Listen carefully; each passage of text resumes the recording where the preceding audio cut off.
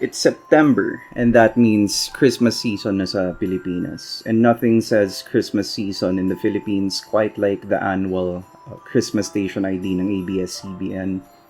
Well, maybe except for hamon and like queso de bola or mga parol or Jose Marichan or Mariah Carey. Actually, maraming bagay, but alam niyo yun, the annual station ID is definitely one of the most known indications na malapit na magpasko sa Pinas.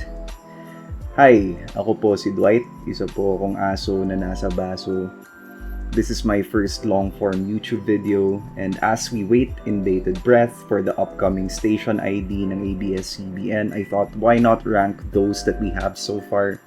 Pangkatuwaan lang, total wala pa atang kumukontent nito sa YouTube. A few disclaimers. Keep in mind that these are all my personal takes. I'm a musically inclined person, so I know what I want to hear when it comes to the music that I listen to, especially pop music and especially itong Christmas songs.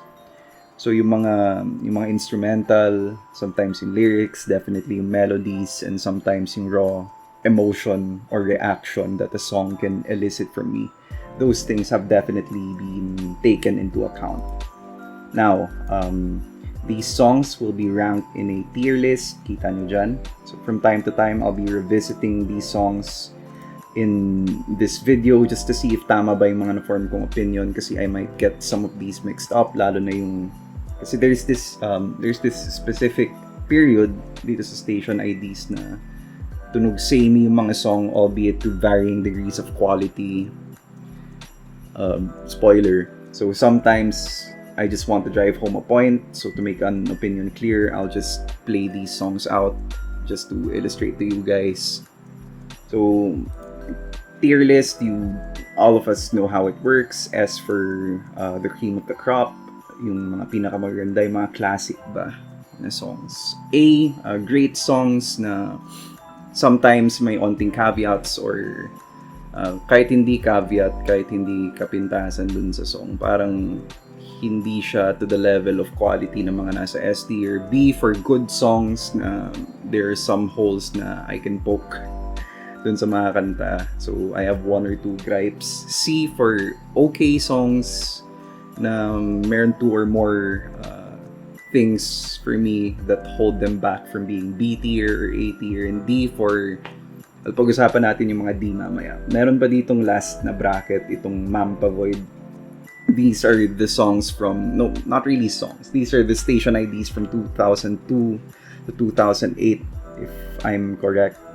2002 to 2008. Yeah. 2002 to 2008. The reason why I'm not including these is because, well, una sa lahat, hindi ko sila kinalakihan. And upon reviewing some of these station IDs, some of them are just like straight up commercials, not really jingles. And I feel like in 2009 naman talaga onwards, yung nag-start nitong trend ng ABS-CBN sa pagandahan ng station IDs. So I feel like it's not really a loss if we don't include all of these station IDs. Pero yeah, I've given all of these songs repeat listens. I've already formed my opinions regarding them. So for the most part, sorry nabubulol, medyo okay na tayo dyan sa aspeto na yan. No? So without any further ado, tapos na yung mga etchos nating forwards. Let's rank these songs, right?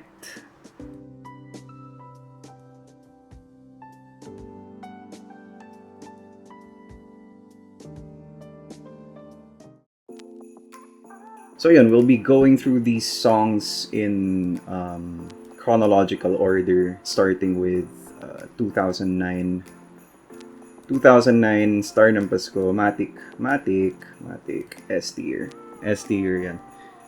The reason why is because, well, I don't think I need to explain myself kung bakit nasa S tier yan. Pero if I do, it's a classic. It's one of those station IDs na transcendent ba. It's elevated itself beyond the realm of being just a station ID for ABS-CBN. It's a definitive Christmas song na talaga sa Pilipinas. And alam niyo yun, like growing up as a kid, the first time I listened to this song, it really captured the mood of that year. The song had this level of somberness to it. at its very core. It was very mellow, very restrained as a song. Structurally, hindi siya ganun ka bombastic ba? Unlike the songs that followed. And I feel like it lended a lot to the emotion that this song wanted to convey. I felt like the music video was perfect. Walang extra padding dun sa music video. Very raw lang talaga, very emotional. And in terms of like the elements ng kanta, maganda yung structure niya. Very basic song structure. Very catchy melodies. Lahat tayo alam paano chorus nito, no? Lahat naman tayo siguro alam how this song goes.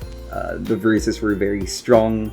I feel like even though kasi later on yung vocals nagiging mas bombastic, mas napupunta yung spotlight sa individual singers in terms of vocals. I feel like yung pagbe-blend ng vocals nitong kantang to was perfect. I feel like hindi nag-overstay yung isang vocal spot for each of the individual singers. Actually nga, this is one of those songs na hindi ko ma-pinpoint kung sino yung individual singers.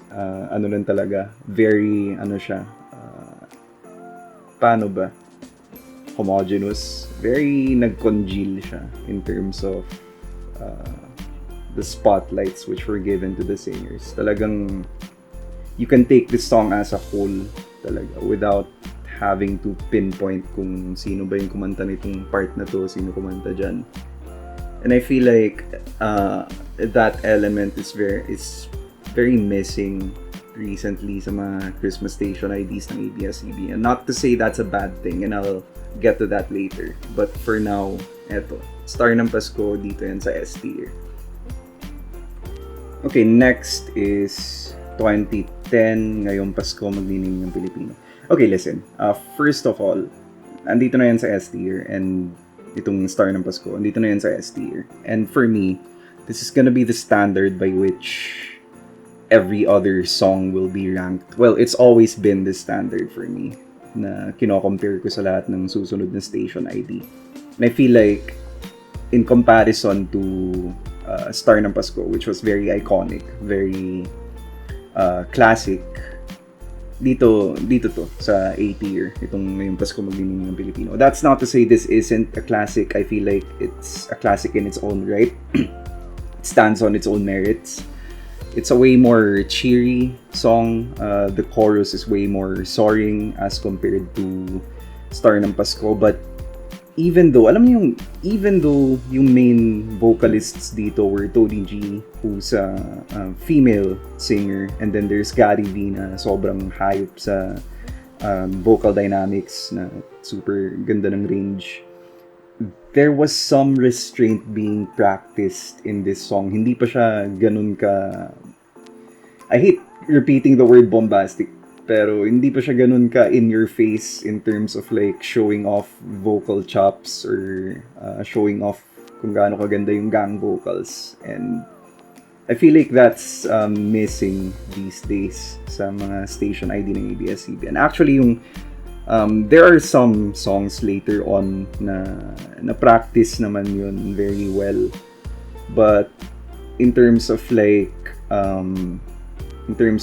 the overall quality of the song along with the restraint that it showed, dito yan sa A tier. I really like the chorus. I like the verses. This song is very memorable for me. The only thing about it is it had the unfortunate job of following up literally the best station ID from ABS-CBN. So it had really big shoes to fill. Pero for the most part, nagampanan naman niya yung trabaho niya. I really like the interpolation ng Star ng Pasko from Gary V dun sa pinakadulo ng kanta. If narinig niyo yun nung mga bata kayo or if naririnig niyo yun now, I thought na that was a nice touch. That was a good like cherry on top para dun sa kanta dito sa 2010. So yan, dito yan sa A. Okay, next up, 2011. Tol, Ewan ko, pero for me, ito yung una nating... shit.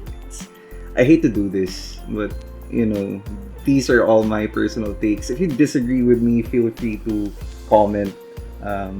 Okay lang, let's have a civil discussion about it dyan sa comments. But again, these are my personal takes. If you're a fan of this song, that's okay. If you love this song, if it has a special place in your heart, that's okay. Let's talk about it. Let's talk about why you love it. Maybe pwede nating you can change my mind regarding this song.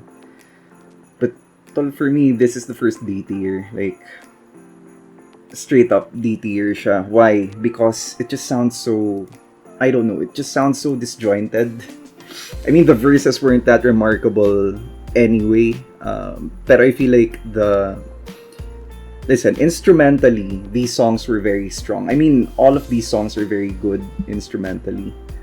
Kasi, I mean, ABS-CBN yan. Siyempre, high quality lagi yung production when it comes to the instrumentals. Albeit, some of them were pretty OA when capturing, like, the Christmas mood. Like, you don't need any more bells and whistles to know that this is a Christmas song. But, like, this song specifically, maganda yung instrumental. Like, very Christmassy talaga yung mood. Very grand yung instrumental. But, like, I can't judge a station ID based on, like, the instrumental alone. Again, going back to the vocals, maganda siya. I think contestants sa singing contest yung kumanta nitong song na to, and I feel like her vocals were very strong for all of the verses.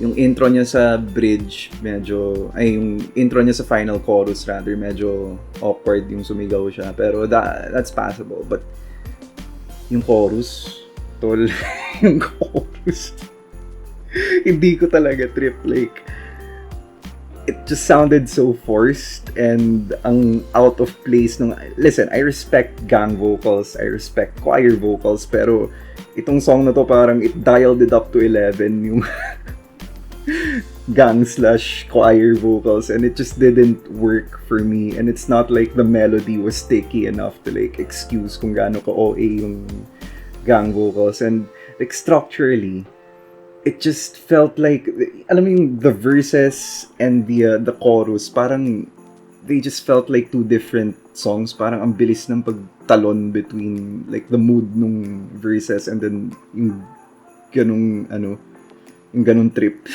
ganung trip sa chorus. Parang bakit ganun? And alam mo yung the first time listening to this, the first time I listened to this like as a kid, even then na-disappoint na ako kasi ang taas ng standard na sinet nung ang taas ng standard na sinet nung 2009 and 2010 for me, and I just felt like ang severe nito na dip in terms of quality. So ayan, dito muna yan sa D. I mean, dito talaga yan sa D. I'm sorry again sa fans nitong kantang to. It's not my cup of tea, and I don't think it ever will be unless, you know, someone manages to convince me.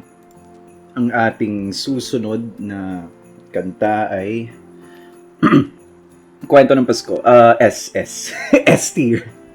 S tier. Why? Kasi from this point onwards, lalo na nung mga 2015 ganyan onwards, 2013 pala onwards, nag-start na mag-transition yung station IDs to being more spotlight heavy in terms of sino yung mga na-feature na artists, ganyan. Excuse me. Sino yung mga na-feature na artists, ganyan. And the direction in terms of vocal delivery, nagiging big na, grander, more soaring choruses.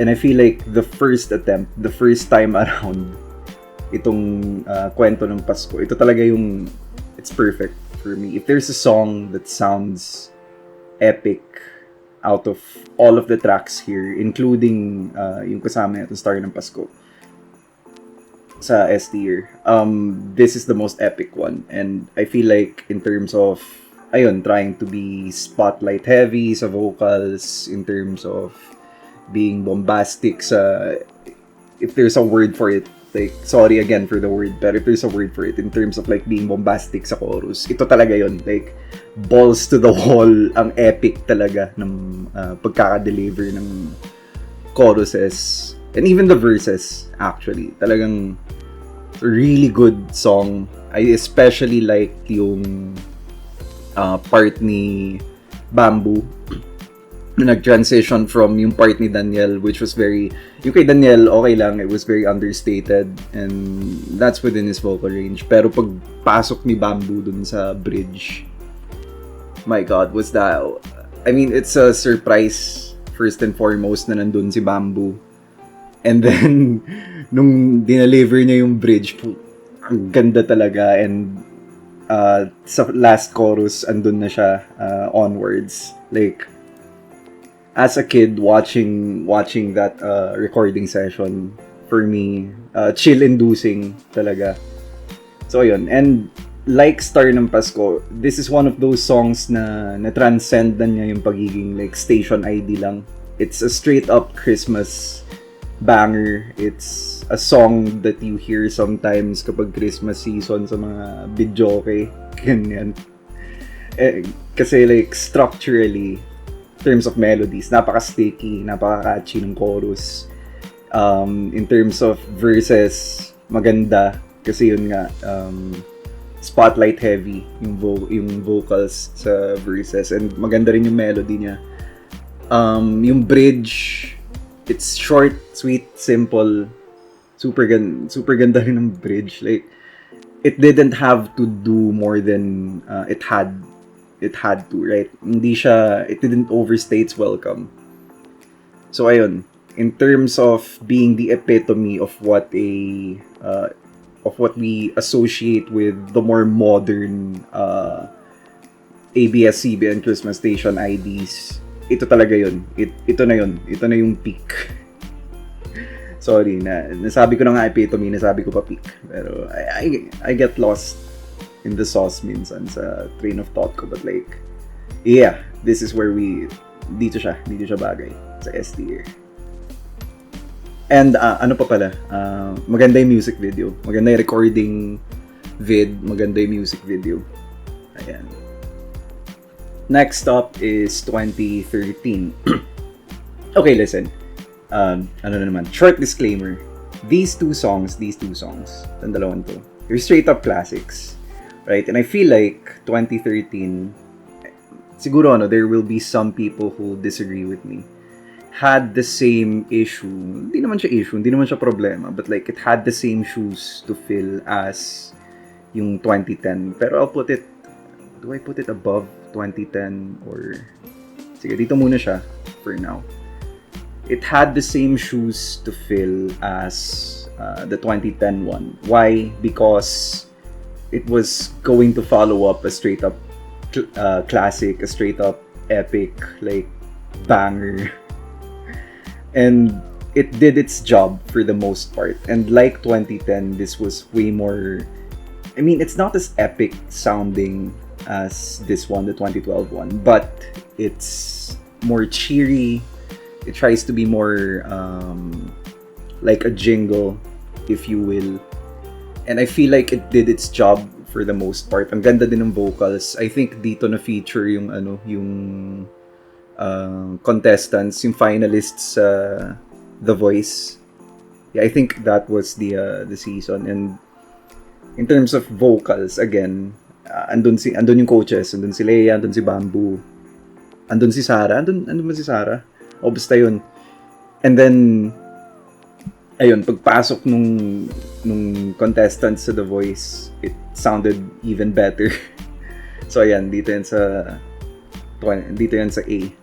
And in terms of like song structure, catchy. It's a catchy tune. There wasn't really anything I could pinpoint which was a straight up detriment to the song. Maganda yung verses, maganda yung chorus. Again, it's a very cheery chorus. It's a very anthemic chorus. It's a bop. The 2013 one's a bop. This one's a banger. So, I feel like some people will disagree with me. I feel like they would put it in S as well, or even above the 2012 one. It's just my personal preference to put it in A because, in my opinion, this one just sounded way more epic and bombastic, while this one is a cheery little earworm. Sige, lagay natin above Ngayong Pasko. Oh, and by the way, I feel like the 2013 one din, to its credit, it was on the pulse of everything, the same way Star ng Pasko was, in that it really captured the mood of that year. I mean, the main version, the original version, it's a bright and cheery song, but they released a more somber, more moody version, a more stripped back version of the song, kalagitnaan nung life cycle. Life cycle. Ayun, they released a second version of this song, which was really emotional, really moody, more stripped back, and I think yun yung in-air nila mostly after it got released, because ayun nga, nangyari yung Yolanda noong 2013, and it was good on ABS-CBN's part to like read the room and release more emotional, more somber version of the song to fit the mood. I don't feel like it was performative at all. Nalighten naman niya. Because I remember 2013 being a hard year. Not just for those who were stricken by the typhoon. It was generally not a great year that much. But, ayun, ABS-CBN managed to release a version na nakaka-uplift naman ng spirits natin kahit papaano nung taong yun. I really like na they read the room, checked the pulse, and released a more emotional version of the song. Okay, thank you, ang babait ninyo. This is gonna be a hot take, the hottest of hot takes. Pero dito yan sa A. Bakit? Kasi, okay, first of all, the verses, they were good, like they were okay. Good. Hindi lang okay, good yung verses. Like there wasn't really anything bad na I can pinpoint from the verses. The bridge, it's non-existent. It's an instrumental break, but compared to everything else that followed, I feel like an instrumental bridge is very much welcome upon re-listen, kasi yung mga sumunod na track, like there were times na ang unnecessary nung bridge or ang OA nung bridge, and I would rather have an instrumental break as a bridge than anything grating to the ears or anything that detracts from the overall quality of the song, right? But yung pinaka main na hook, pun intended, main hook talaga nitong song na to was the hook, right? The chorus was really good kasi for the longest time, nagtataka ako habang nakikinig sa, nung bata ako, habang nakikinig sa mga nagki-Christmas carol, ganyan. They would always end their singing with, alam niyo, the classic, thank you, mabait ninyo, ganyan, line. I always wondered what it would sound like if ginawa siyang main na concept talaga for a song, and I feel like this one pulled it off really well. Grabe ang earwormy ng chorus nito. Lalo na if you listen to it repeatedly, mapapakanta ka talaga, mapapa-LSS ka sa chorus nito. Thank you, ang babait niyo. It's really that. It's really the chorus, and talagang carried to ng chorus niya. I feel like a lot of people will disagree with me, but give it a few listens, give it some time. I feel like you'll see what I'm talking about. Alright, andito na tayo sa exciting part. Exciting? Ano exciting dito? Disclaimer na naman, itong run na to, the 2015 to 2018 run, is when all of the station IDs started sounding a bit samey. it had this concept, right? Itong buong run na to, yung family and love. Ganyan. And this was the first song. Well, actually, follow-up to nung theme ng... Apart from family, follow-up to ng theme ng Thank You, Babait, Ninyo. Itong 2015, ito yung nag-start nung... ito yung nag-set ng precedent for most of the gripes that I had with every station ID that followed between 2015 to 2018. Ito talaga yung panimula, yung ugat ng lahat ng mga hindi ko natripan. Mga hindi ko natripan sa mga sumunod na jingle. Dito yan sa D. I'm sorry. Again, if you disagree with me, feel free to comment. Let's have a civil discussion. Ganyan. But like, I'm putting it squarely in D because, well, ang low effort ng chorus, honestly. It tries so hard to be an earworm. Tinatry niya maging super melodic na song. And I feel like it's very indicative of the time. Itong buong to, actually. It's very indicative of the times. Kasi, if I remember correctly, nagpa-pop off nun dance music, EDM music, itong mga times na to. Not just dance music, EDM music, yung mga songs na OA sa chants, yung mga wow wow and mga ganyan.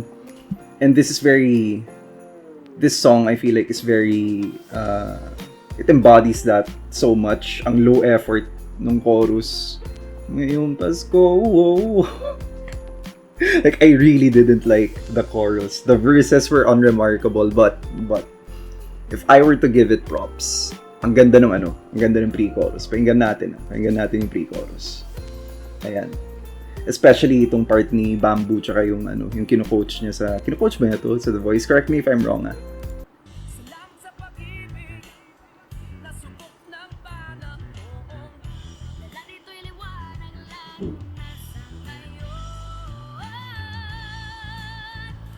Right? Ang ganda ng pre-chorus.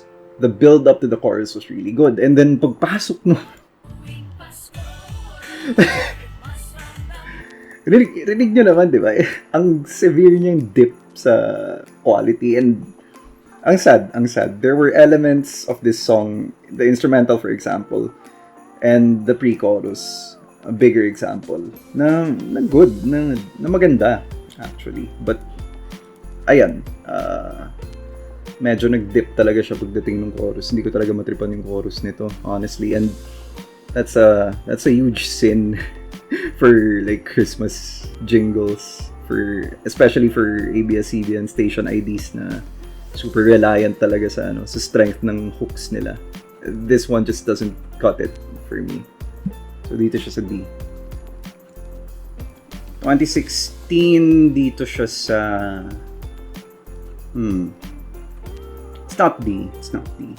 Put it in C. Why? Hindi annoying yung chorus. It's not a great chorus. Wala siyang melody na nagsistick for me. Pero safe naman siya.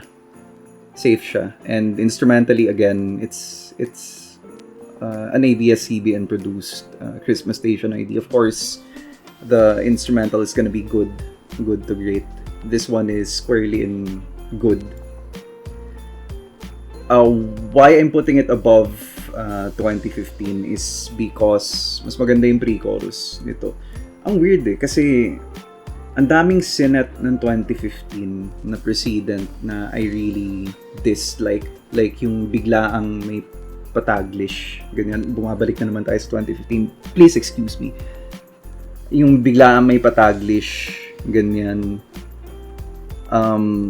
That's not to say taglish is bad. Lord knows, nasa taas yung star ng Pasko di ba? May onting taglish naman dyan. Pero taglish is okay when it's used sparingly or like when it's used to convey a message that a Filipino, a Tagalog line can't deliver, right? Or generally, if like it just adds to the overall quality of the track, right? For this one, yung chorus nito, medyo, yung unang line na nga na Tagalog, medyo may annoying part sa dulo na yung Isang Pamilya Tayo, oh, like, you didn't need that.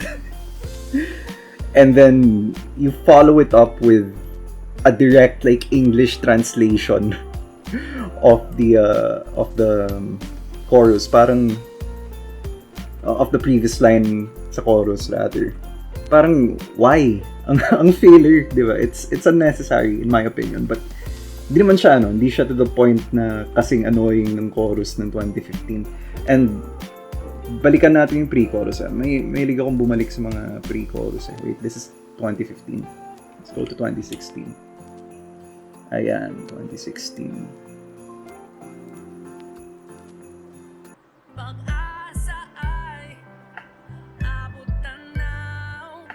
This one. This pre-chorus was really good. It's really soaring. It's a really good build-up. And it built up to an okay naman na chorus. Hindi naman siya like severe dip sa quality like 2015. But again, it's very safe, very sterile. There wasn't really anything that stood out dito sa track na to. That's why it's in C tier. If you're looking to like listen to just a safe Christmas song that you can add to your playlist, it's fine if you listen to this one or if you add this one to your playlist, but it's unremarkable in my opinion. So dito talaga siya sa C. Right, 2017. I remember really hating this track when it first came out. I don't remember why, and when I re-listened to the song, noong una I was about to put it at A, actually, kasi super ganda ng instrumental. Ang dynamic niya, it shifted with the vocals, and it really, like, niyakap talaga niya yung track. Ang ganda pakinggan ng instrumental nito. And then, you get to the hook na it was actually really earwormy. It's what 2015 and 2016 attempted, pero this time it actually worked.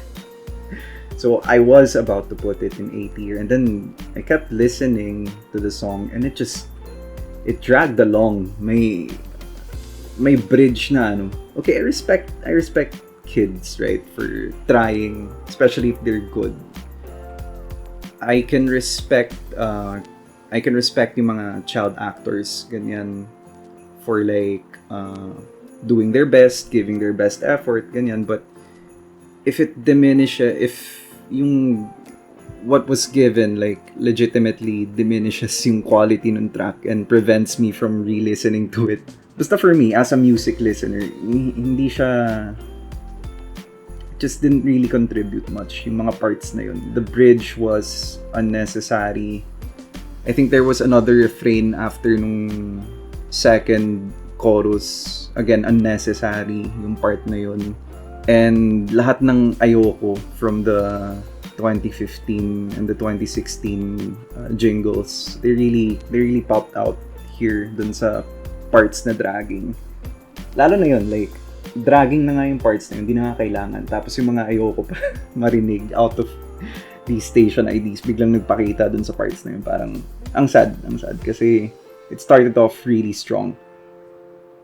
You can re-listen to the bridge if you want to know what I'm talking about. It's hindi na para sa akin na i-pinpoint yun sa YouTube video. It's just na, I mean, I did pinpoint it, but like, hindi na para sa akin para ipakita kung ano yung ayokong part. Basta yung bridge and another refrain after the second chorus, they really dragged the song down, really diminished the quality of the song. So dito rin siya C, but above 2016 definitely. Next is 2018. Dito siya sa B. It's a good song. Like, instrumentally, it's really good. The verses are great. The verses were great, actually. Lalo na yung pre-chorus. I think, dito sa buong run na to from 2015 to 2018, this one had the best pre-chorus. It's really, ang bigat. Mabigat yung points na binibigay niya dito sa song na to. For me, it's that good. And the verses really they were really emotional. Surprisingly, they were pretty emotional. And they led to the pre-chorus really well. And the chorus itself wasn't at all bad. The chorus was actually pretty catchy. Even yung family's love part, even yung love part, it was pretty tolerable. And ayun nga, overall yung catchy ng chorus. That's why I'm putting it there. Let's listen to that pre-chorus.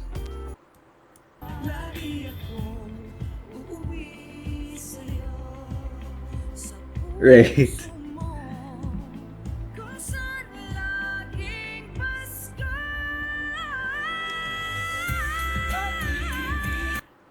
Right, and unlike some of the previous tracks I mentioned, it fits really well with the chorus. Talagang it led to the chorus. And then, shout out to Miss Regine for those soaring vocals. Idol. Idol ko si Miss Regine dito. Really, really good song. It's just some of my qualms with the 2015 to 2018 run, they cropped up here, and that's what prevents it from being A-tier. Ganyan. But like overall, it's a good song. Like it's a song that I would be listening to again. Alright, nasa exciting part na tayo. 2019 S tier. S yan tol. Shout out ulit dun sa going back to 2018 pala, I appreciated din yung pre-chorus, siya din yung naging bridge eh. And the gang vocals, the choir vocals dun sa bridge was amazing. Like, chill-inducing yung part na yun. But still, it's in B tier for reasons I've already mentioned earlier. 2019 incorporated the best parts of each of these individual tracks. Itong apat na to. The pre-choruses, the sticky choruses. It's basically a greatest hits collection, right? Yung chorus nito mismo ng Families Forever, it's okay. It's fine. It's passable. But I really appreciated na they took the time to cap everything off, right? Itong run na to. They took the time to take yung best like individual parts nitong mga naunang track and incorporate them to 2019. Again, it played like a greatest hits collection. And what added more to that was yung bigla ang pag-revive nila sa Star ng Pasko. I remember noong 2019, sobrang nag-trend itong track na to simply because ni-revive nila yung Star ng Pasko. It's a good rendition. It's indicative of modern ABS-CBN or yung modern Christmas Station IDs ng ABS-CBN na mas squeaky clean, mas produced, like overly produced yung yung vocals and yung instrumentation, but still it's Star ng Pasko, and it's not like ang laking dip niya sa quality for Star ng Pasko. I think it's a very good rendition. Pero yung pinaka na-appreciate ko talaga was it really did play like paano ba? There's this song from this John Bellion album.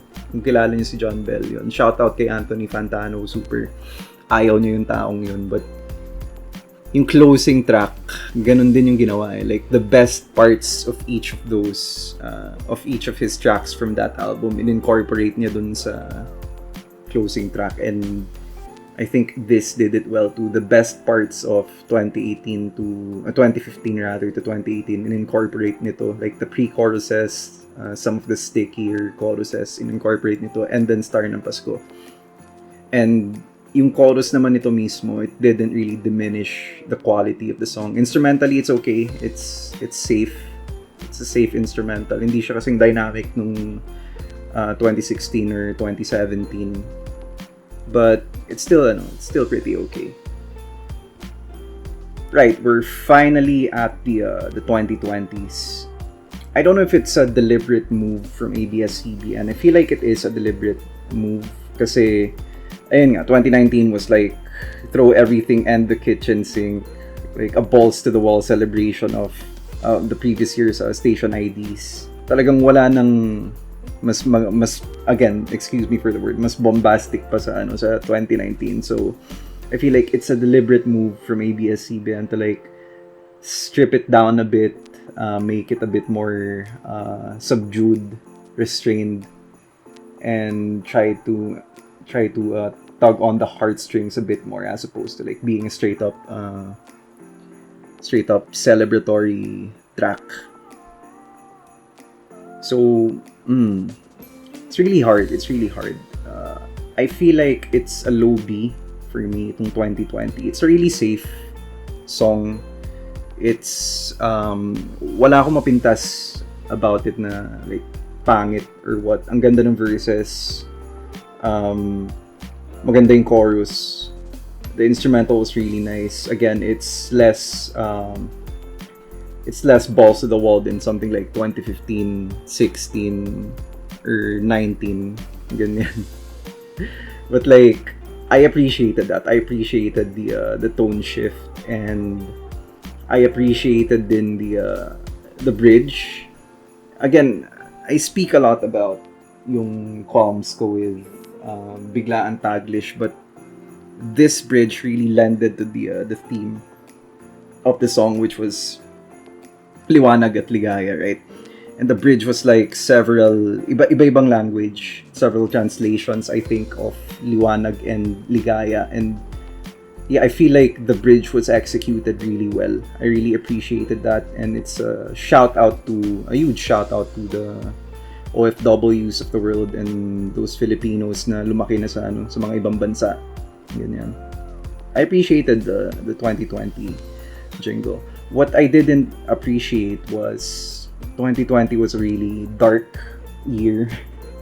Like, we don't want to look back at 2020, honestly. And ewan ko, it didn't read the room, kumbaga. I mean, we don't want to add any more like sadness to 2020, right? We don't want to remind people of how sad 2020 was in a song, right? But I would have appreciated another, like nung 2013, like yung main version ng 2000, like yung Star ng Pasko in and of itself. I would have appreciated if tinone down palalo, nagtug pa more sa heartstrings. Like,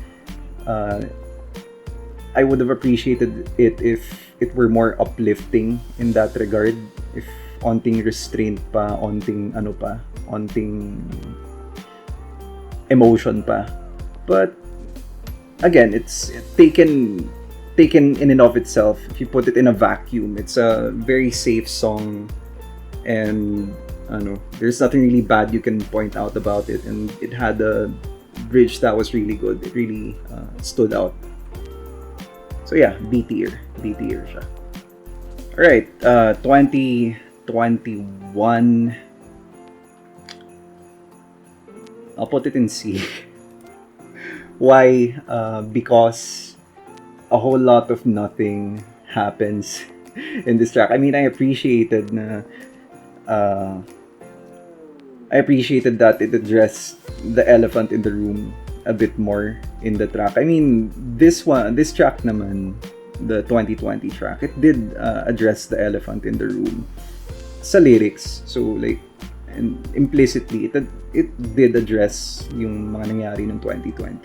Yung 2021, it's more of a celebration of yung mga lumalaban, ganyan, yung mga frontliners, ganyan. It's more of a salute to the frontliners, and I appreciated that. I appreciated the theme of the song. What I don't appreciate was it's a whole lot of nothing. It's very safe, very sterile, and to that end, it's pretty boring to me. Yung latter part ng chorus, it tries really hard to be catchy or sticky or melodic, but it falls flat on its face. Mas okay sana if they kept the pace nung simula nung chorus. It would have been better. And what I really didn't like about this song was yung rap breakdown. Listen, I listen to rap. Like, I legitimately listen to rap. Filipino rap. And alam mo yun, as a hip-hop listener, medyo na-turn off talaga ako sa rap breakdown nito. If they were gonna do a rap breakdown, they should have like featured rap artists. I mean, they could have afforded it. I mean, nandun na sila, nandun na sila Smaglass, sila Basilio, noong time na yun. Sila, si Zaito. Andun na siya noong time na yun. It would have been nice if like, we're gonna do rap, sali nyo na rin sila, di ba? Kasi medyo cringe yung rap breakdown nito. I mean, I appreciate the theme, I appreciate the message, it's a salute to the frontliners, but it was hindi lang mid, it's below mid. It was meh. Alam mo yun, and the rest of the song was pretty mid. So yeah, it's a nothing song, but it's not bad. It's just really mediocre. So dito siya sa C. We're finally at the year prior to the latest release, 2022. Shout out to all my blooms. This is the first one na nagpakita yung Bini. Meron din sila sa extended version ng 2023. Extended version rin yata ng 2022 yung nagpakita sila dito. And I'm gonna put it in A, not just because andito yung Bini. Ang ganda ng chorus nito. The verses were really good, really emotional, really reminiscent of the earlier stuff. Itong tatlo. Itong dalawa. And the 2010, 2013 ones. Really, parang may pagka-throwback feel siya. But not in the like Families Forever type of way na talagang straight up greatest hits collection. This was more of structurally, melodically, medyo similar siya dito sa mga sinauna yung verses. And then ang ganda ng chorus. And then alam nyo, I harp a lot about sometimes, like kanina, like sometimes Taglish or yung biglaang English, like chorus, or parts sa chorus, or like bridge. It really takes away from the song. But when it's done to a level as epic as this, as epic and as balls to the wall as this, let's put it on top of A tier. It really doesn't matter. Alam niyo yun, it really does add to the quality of the track. It's really in keeping with the theme of the track, right? Napakaganda ng bridge nito. Para sa akin, siguro tie sila ng Star ng Pasko for the best bridge. Like, or maybe three-way tie with the Lagi Akong Babalik Sa'yo bridge. Maybe three-way tie silang tatlo, but sheesh, right? If there's a bridge out of all of these Christmas songs that I would go back to, ito talaga yun. I would keep listening to the bridge for this one. And it helps na none of the other aspects of the track were bad. If na-mention ko na ba yung instrumental, the instrumental was really nice din. Hindi siya overbearing like some of the earlier ones. So yeah, and again, shout out to Bini for making their first appearance. Ayan. We are finally at the di na to home stretch. Literal tapos na tayo after nito. We're finally at the last track, the latest one as we wait for the 2024 track. Hold on. Fuck, nalagay ko sa... Oh shit, nagmura ako 2 beses. Nalagay ko sa Mampa Void. Sorry, lalagay ko yun sa tama niyang lugar mamaya. As we wait for the 2024 track, itong 2023 yung latest, I'm torn. Yung standard, yung regular version, I would honestly put at B tier. The concept of this track was simple. Really, this track was super simple. Sticky chorus, sticky melody for the chorus, verses that don't get in the way, really strong vocals for everyone, but and really good production. I feel like the production for this one was very modern, very in keeping with the times. 2023, I feel like the 2020s, I feel like were a better time for pop music than the 2010s.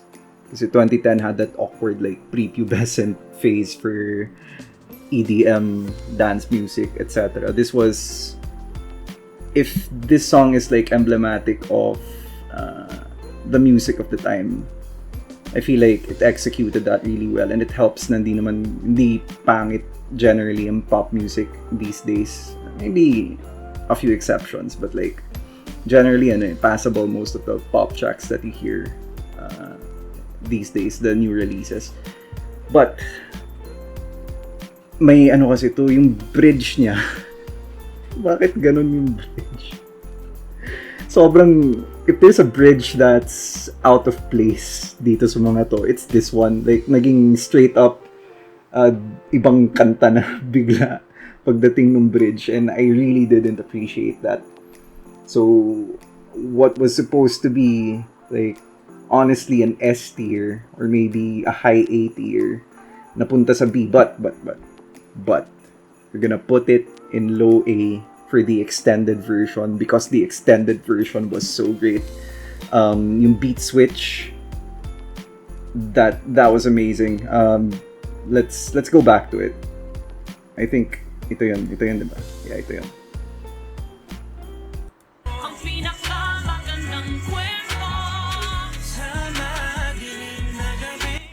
Sorry.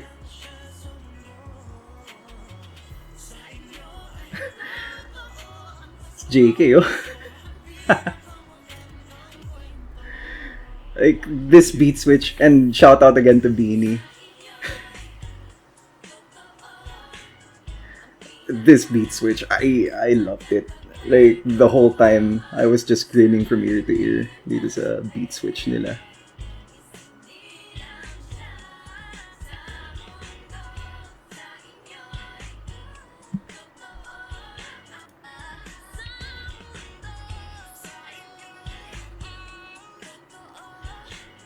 And then, alam niyo, since we're already here, unfortunately, what should have ended here sa extended version kept going, and then bigla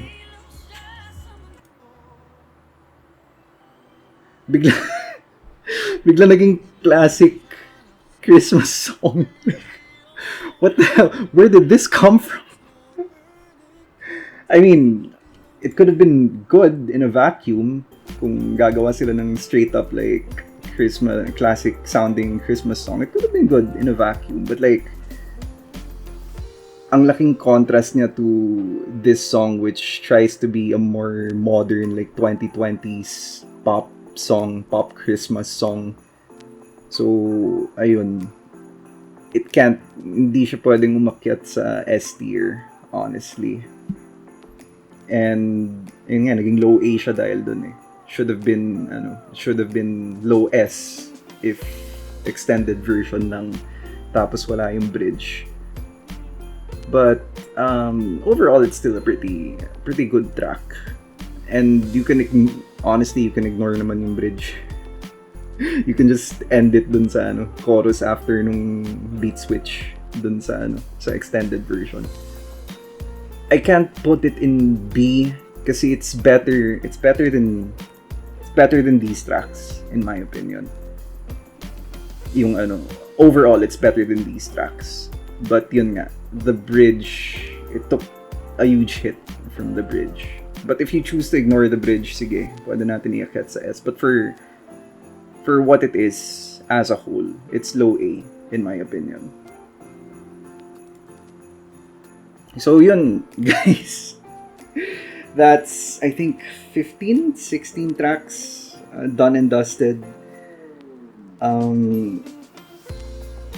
Honestly, I'm expecting a lot from the 2024 Christmas jingle, the 2024 Christmas Station ID, because maganda naman yung mga pinakita lately, and we have straight up bangers from ABS-CBN, even though we have the more mid, the more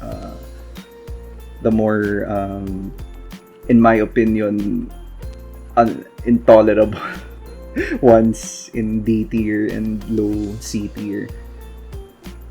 I think naman, uh, in terms of consistency, kita naman natin, ABS puts out great Christmas jingles, great Christmas station ITs. And hopefully, maganda yung lalabas for 2024. If I were to make a humble suggestion to ABS-CBN, if hindi pa nila tapos yung recording for 2024, more Bini. More Bini. Stronger, siguro ABS kasi tries to put the spotlight a lot on, apart from like really great singers, kung sino yung super sikat at the time. I feel like honing in on kung sino talaga yung magagaling kumanta, or if not, like honing in on harmonizing everyone as opposed to like overly producing everything, it would lend to a better track. I feel like focusing on what made these two tracks as well as this one so great, as well as the bridge for this track, I feel like focusing on those things would help a lot on the output for 2024. So kung sino man taga ABS-CBN dyan na nakikinig, baka trip ninyo, take nyo na yung suggestions ko. These are just my 2 cents. Hopefully maganda yung 2024. And yeah, that's about all that I have to say for this tier list. I hope you enjoyed this. This was my first YouTube video. If you like this video, please like, share, and subscribe. I plan on making more tier lists for this channel. Maybe we could delve on reaction content, video essays, things like that. I don't really know what the direction is for this channel yet. So let's try to incorporate as much of my hobbies as we can, from music listening to gaming to like appreciating life in general, appreciating the little things like these station IDs and like music in general. Let's try to incorporate those things. So ayun, thank you for watching, thank you for giving me, I think this video would be about 30 minutes, so thank you for giving me 30 or so minutes of your time. And yeah, this is Dwight signing off. Bye.